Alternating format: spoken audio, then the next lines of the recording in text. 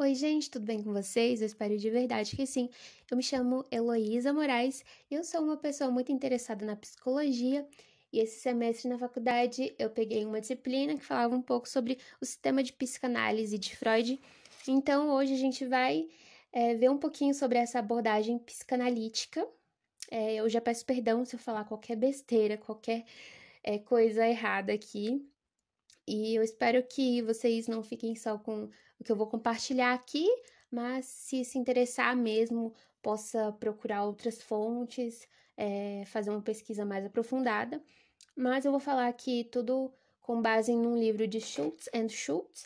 Acredito que sejam marido e mulher. Não sei se ainda estão vivos, eu acredito que sim. Mas enfim, esse livro se chama Teorias da Personalidade e é um livro assim muito bom. Essa edição que eu li é de 2021, bem recente, né? E eu vou falar um pouco sobre Freud e depois sobre a vida dele, né? E depois sobre a abordagem, a teoria dele propriamente dita. Freud, ele nasceu em 1856 e morreu em 1939. Ele tinha 8 irmãos, dentre eles dois meio-irmãos. Ele nasceu em Freiberg, na Morávia, que agora é uma cidade de Pribol, na República Tcheca. O pai dele, quando ele nasceu, tinha 40 anos e a mãe dele tinha 20 anos, ela era bem novinha, né? E o pai dele era um comerciante de lã relativamente mal sucedido.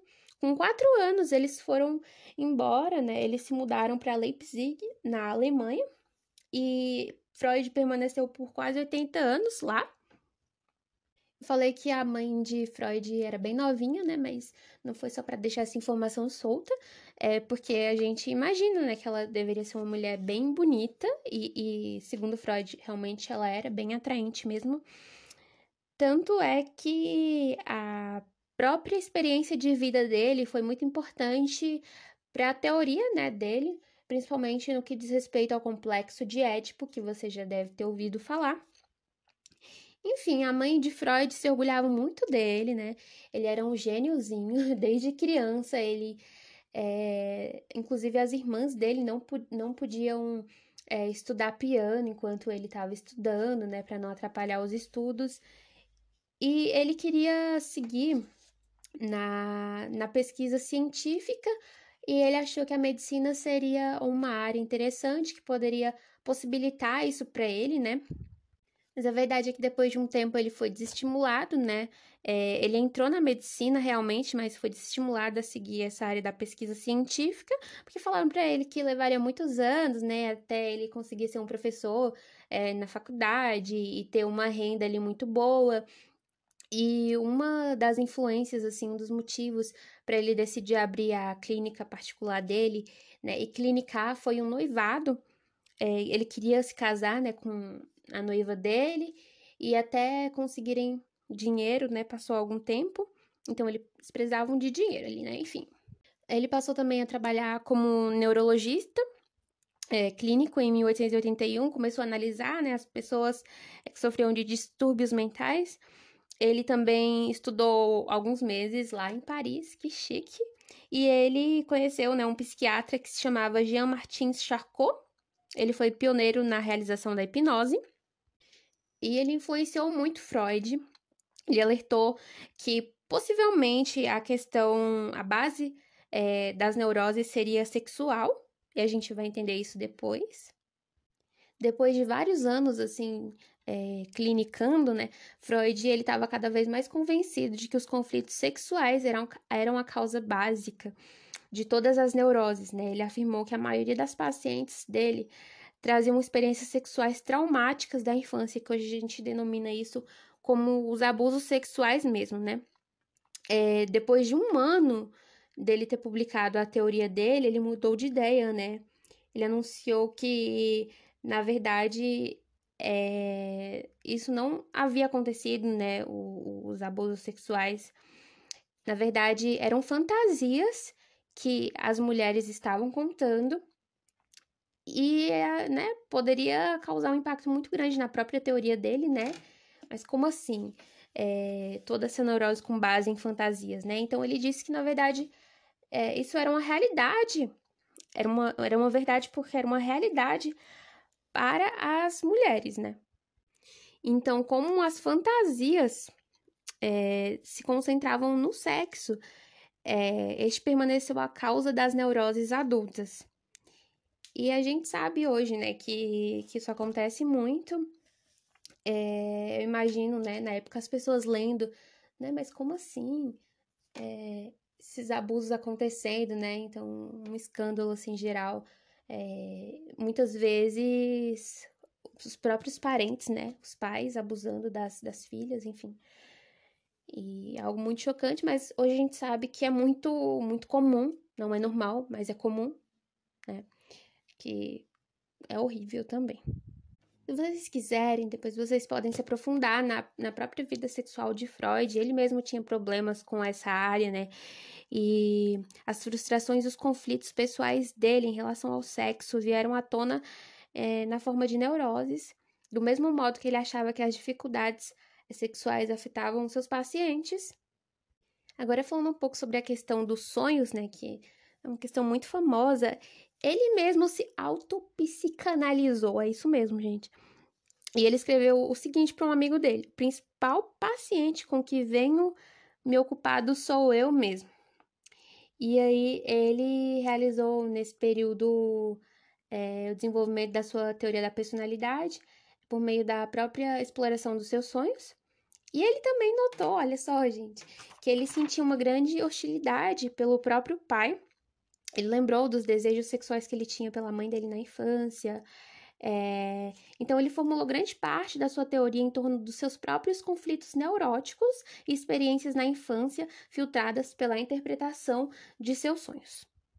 Enfim, eu tava falando um pouco sobre a vida dele, né? Vou agora falar dos últimos momentos de vida dele, antes de entrar na teoria dele, né?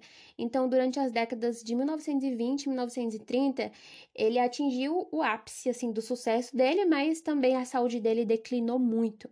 De 1923 até a morte dele, ele teve que fazer aproximadamente 33 operações para tratar de um câncer na boca, né? Talvez uma consequência de que ele fumava muito, cerca de 20 charutos por dia, né? Mas guarda essa do charuto aí, viu? Guarda aí na sua cabeça. Ele também passou por retaliações, né?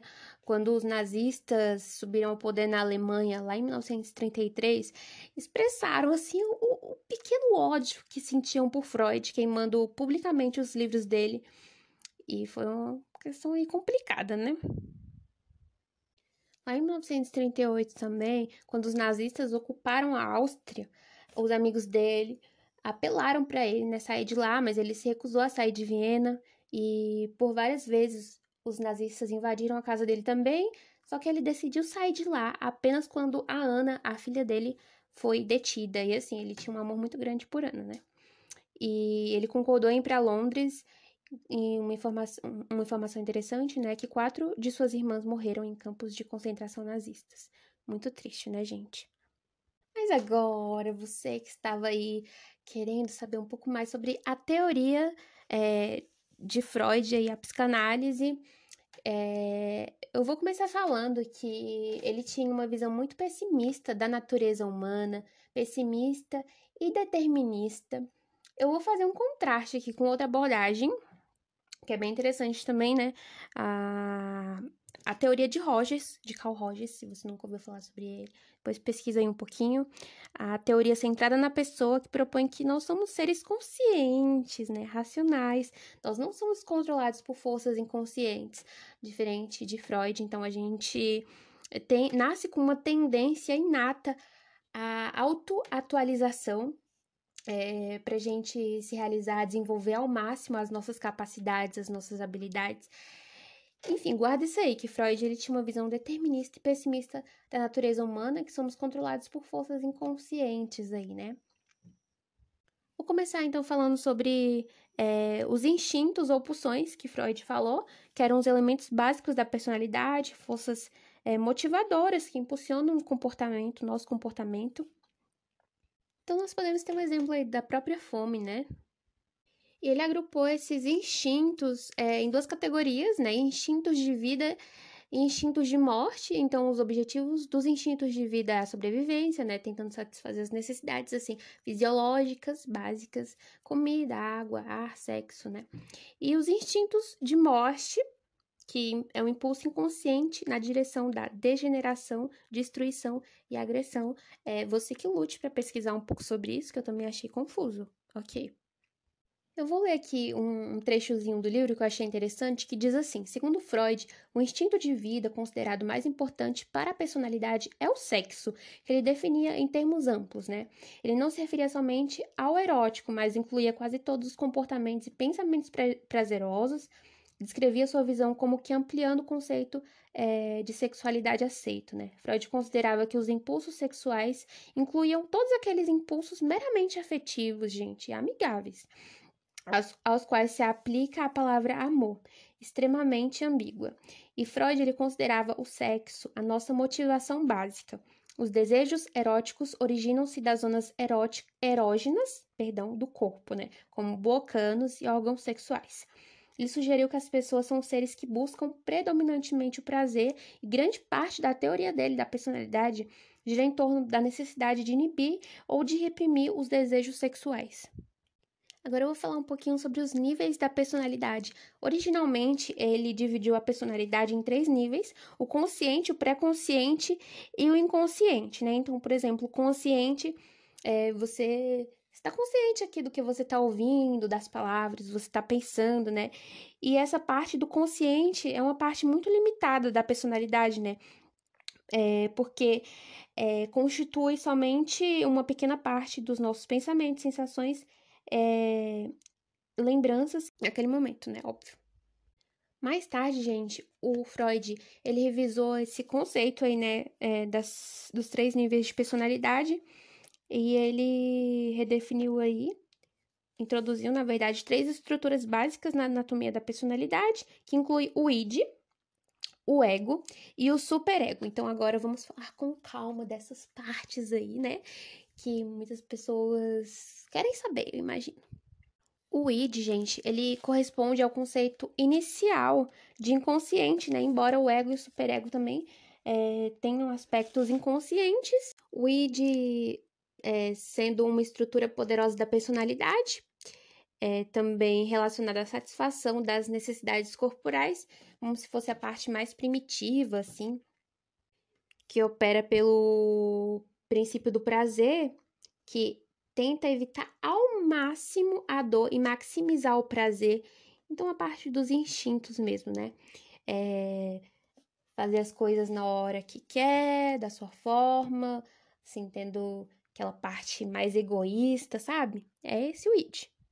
Tem uma parte do livro que fala assim, né, que o id busca a satisfação imediata das necessidades e não tolera atrasos ou adiantamentos da satisfação por nenhum motivo. E eu fico imaginando uma criança bem chata, assim, uma criança bem mimada, assim, bem que se joga no chão. Então, imagino o id desse jeito. É tudo na sua hora, do seu jeito. Bem birrenta. Essa é a palavra, bem birrenta. Olha só que interessante, diz assim o livro: as únicas maneiras pelas quais o id pode tentar satisfazer suas necessidades são o ato reflexo e o desejo ou fantasia, que Freud rotulou de processo primário. Então, é o raciocínio infantil, primitivo, pelo qual o id tenta satisfazer os impulsos instintivos. E agora vamos falar um pouco do ego, né? Se eu falei lá sobre a questão dos instintos do id, o ego seria então o mestre racional da personalidade. Quando a gente é criança, né, a gente aprende que a gente não pode fazer determinadas coisas, né? A gente aprende a ser pessoas bondosas, a dividir as coisas com as pessoas. A gente tem que esperar o momento certo para ir no banheiro, para fazer as necessidades, não dá para fazer em qualquer canto, enfim. Então, o ego, ele é o aspecto racional da personalidade, responsável pela orientação e pelo controle dos instintos, né? Tem uma parte interessante do livro que fala, né, que o ego, ele sofre, o bichinho.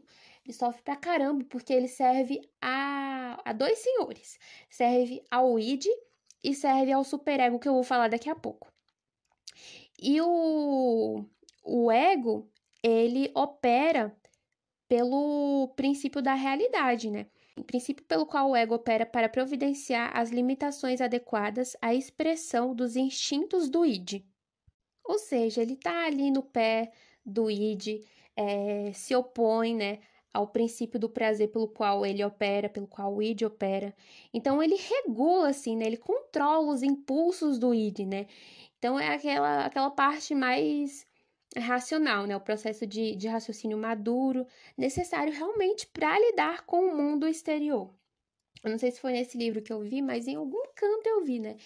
Que o ego é aquela parte que tá te controlando enquanto você quer fazer uma coisa muito errada, enquanto você quer meter a voadora em uma pessoa, o ego tá tipo, não, fica calmo. Enquanto você quer falar alguma coisa pro seu chefe, o ego tá ali, cara, fica de boa, você vai perder seu emprego. Então fica na manha aí, só releva, seja racional, entendeu? Se liga, gente, aqui no que diz o livro. Uma pessoa controlada pelo id pode facilmente se tornar um perigo para a sociedade e acabar presa ou em tratamento. É isso mesmo. Freud argumentou que precisamos nos proteger de ser controlados pelo id e propôs a existência de mecanismos inconscientes para defender o ego. Mas enfim, não existe só essas estruturas aí, né? Como eu falei, tem o superego também, que é um terceiro conjunto de forças, um conjunto assim poderosíssimo, em grande parte inconsciente, de ordens ou crenças que a gente adquire na nossa infância por meio do contato com os pais, com a sociedade. Então a gente aprende lá pequeno, né, e tal, e com o tempo a gente recebe, né, esses ensinamentos e as recompensas ou castigos tornam-se auto-administrados, né? Não precisa ter alguém no nosso pé falando, nossa, você vai sofrer uma consequência por isso, vai sofrer uma punição, né? Então, o controle das pessoas adultas, dos pais, dos cuidadores, seja de quem for, é substituído pelo autocontrole e a gente mesmo passa a se comportar, pelo menos em parte, de acordo com as diretrizes morais aí da sociedade, né? Então, como resultado dessa introjeção, nós sentimos culpa ou vergonha sempre que a gente age ou que a gente pensa em agir, né, em desacordo com esse código moral. Então, como árbitro da moralidade, o superego, ele é implacável, até cruel na sua busca constante pela perfeição moral. Quem nunca, né? E aí vamos falar um pouco sobre a ansiedade, né? Que vocês devem saber um pouco sobre a ansiedade, que para Freud é um sentimento de medo e apreensão sem uma causa óbvia.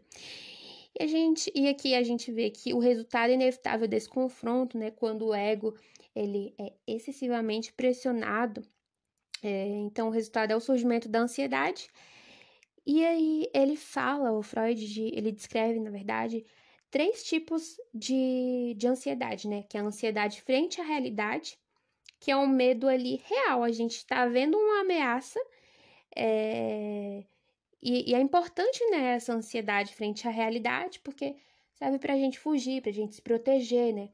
Mas tem ansiedade neurótica também, que envolve um conflito entre o ego e o id.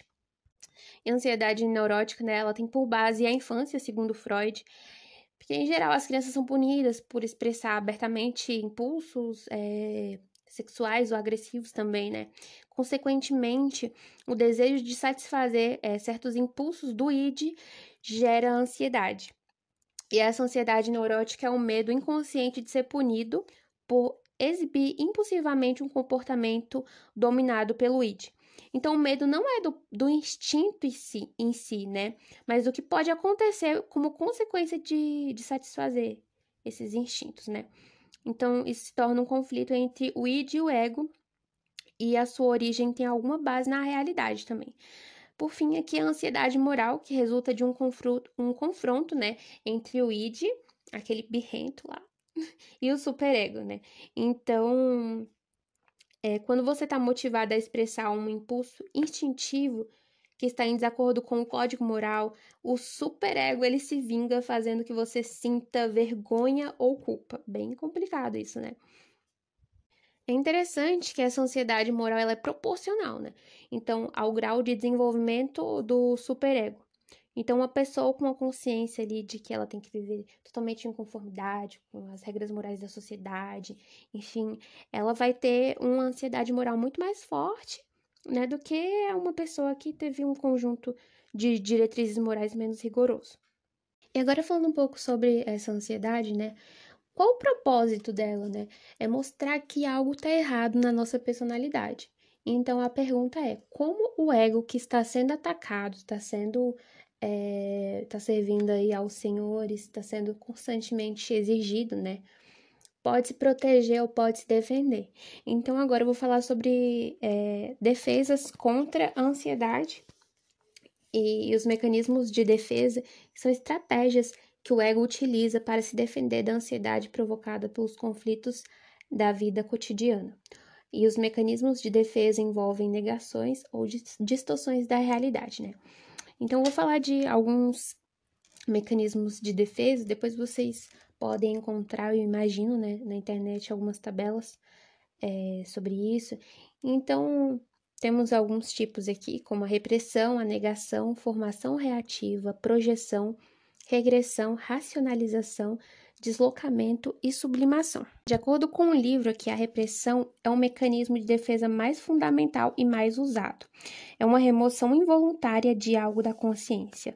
É uma maneira inconsciente de esquecer a existência de algo que nos traz desconforto ou dor. A repressão pode atuar nas lembranças de situações ou pessoas, na nossa percepção do presente, de forma que podemos não ver algum evento obviamente perturbador diante de nós, e até no funcionamento fisiológico do corpo, né? Então, um homem, por exemplo, pode reprimir um impulso sexual tão fortemente a ponto de se tornar impotente. E vou falar agora sobre a negação, que está muito relacionado com a repressão, né? Envolve a negação da existência de alguma ameaça externa ou evento traumático ocorrido, né? A pessoa que perde alguém, né? Um filho, alguém assim, muito especial, pode negar aquele ocorrido, né? Negar a perda, manter o quarto daquela pessoa inalterado. Meu Deus, é sobre isso. A formação reativa é uma defesa contra um impulso perturbador. É expressar ativamente o impulso oposto, né? Então, sei lá, uma pessoa que é fortemente ameaçada por desejos sexuais pode revertê-los e se tornar um combatente radical da pornografia, por exemplo, né? É o exemplo que o livro cita aqui. Então, é algo oposto do teu impulso. A projeção é outra maneira de se defender contra impulsos perturbadores.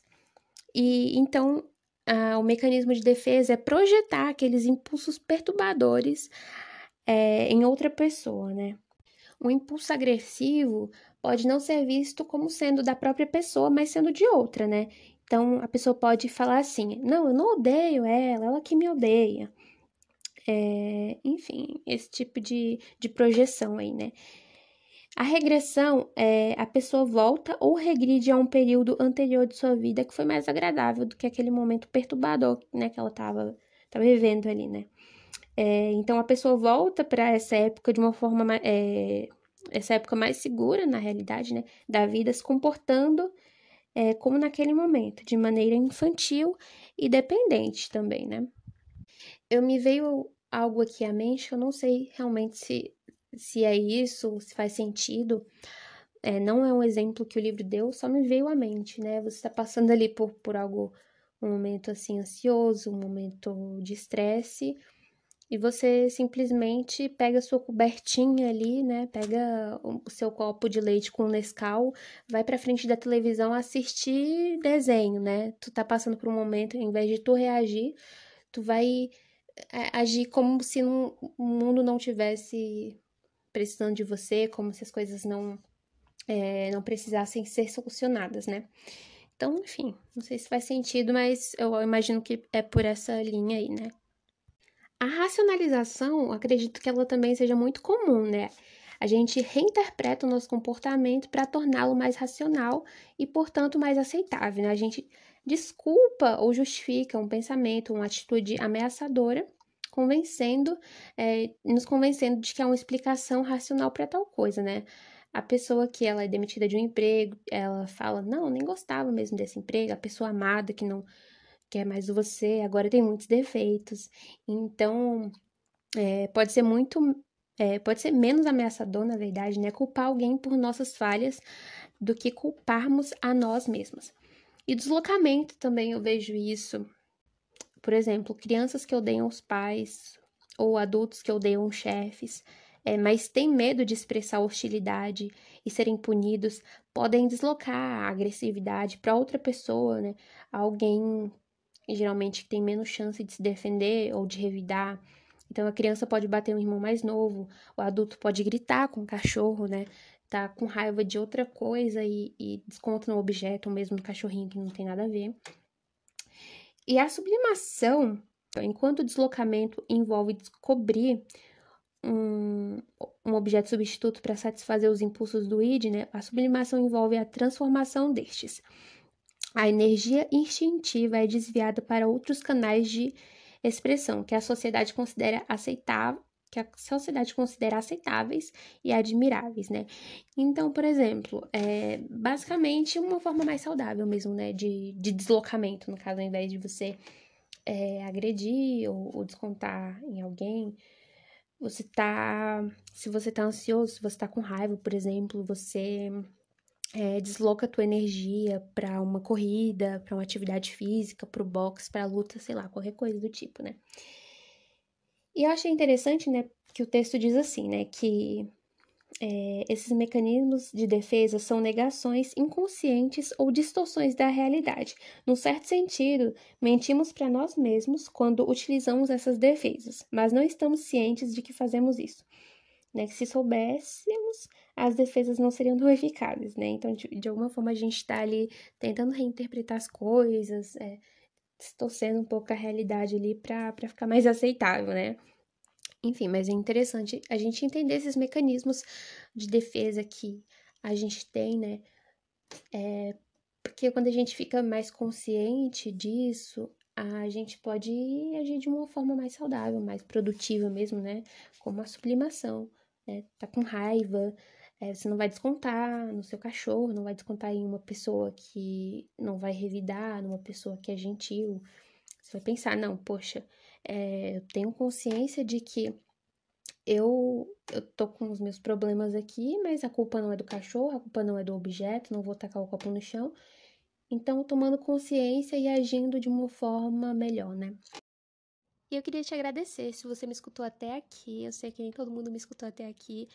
Muito obrigada pela sua atenção. Eu vou gravar parte 2 desse podcast, senão vai ficar muito longo e você vai cansar, você vai chegar no seu destino, vai chegar no seu trabalho, vai terminar de lavar a louça, de tomar banho, de correr, e eu vou estar aqui falando, e você vai falar: Meu Deus do céu, não acaba nunca, cansei, né?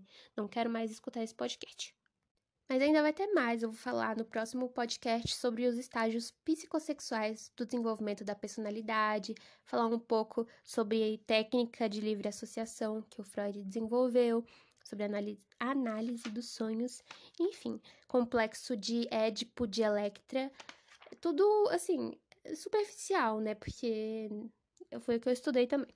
Enfim, não posso falar muito sobre isso. Mas se você se interessa pelo tema, dá uma pesquisada aí na internet, em livros, artigos, que imagino que você vai encontrar muita coisa legal, tá bom? Um beijo e até a próxima!